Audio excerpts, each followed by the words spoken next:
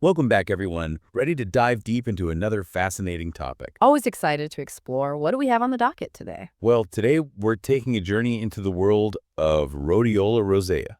Rhodiola Rosea, huh? I've heard the name, but I'm not super familiar. Fill me in.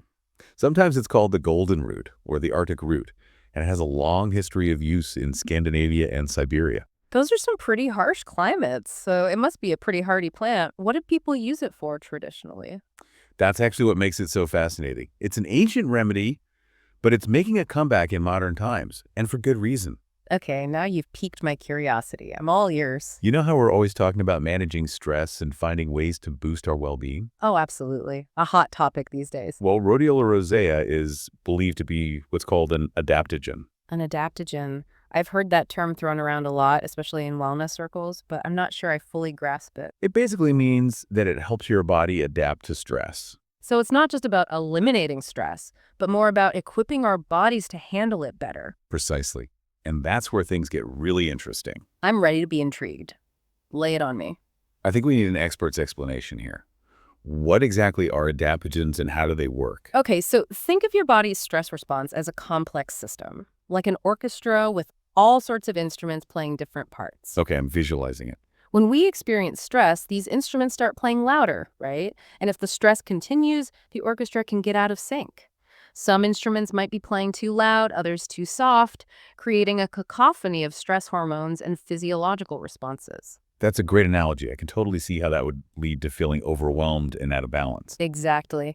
Now imagine an adaptogen as a skilled conductor stepping in to harmonize the orchestra. They fine-tune the volume, bring instruments back into balance, and create a more harmonious symphony.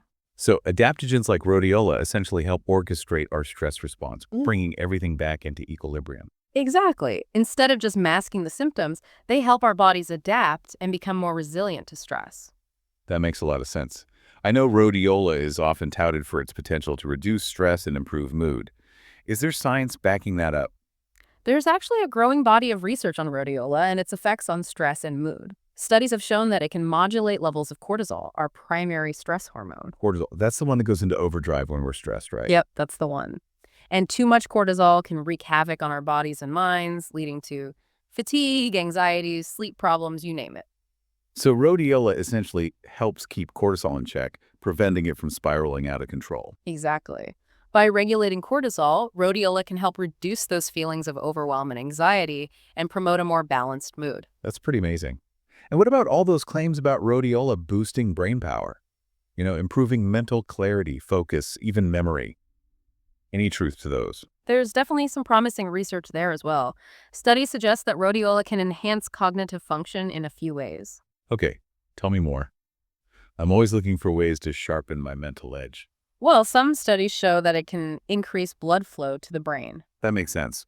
More blood flow means more oxygen and nutrients reaching the brain, right? Precisely. And that can translate into improvements in mental clarity, focus, and even memory.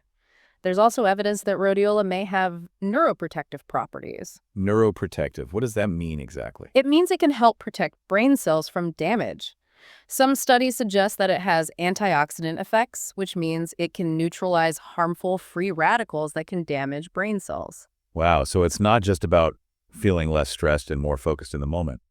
It might actually be protecting our brains for the long haul. Exactly. And remember those harsh environments where it was traditionally used? It makes sense that rhodiola would have evolved to support both physical and mental resilience. Right. Speaking of physical resilience, I've heard rhodiola can boost energy levels and help combat fatigue. That's another area where it shines.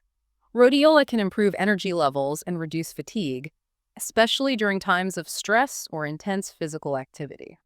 So for people who are constantly on the go, feeling drained or pushing their limits, rhodiola could be a game changer. It could definitely provide that extra support to power through those demanding days. It all sounds incredibly promising.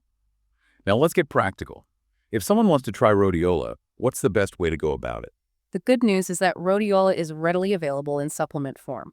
You can find it at most health food stores or online. And it typically comes in capsules, tablets, or liquid extracts, right? Exactly. Look for a reputable brand and always follow the dosage recommendations on the product label. And I know we always emphasize this, but it's worth repeating.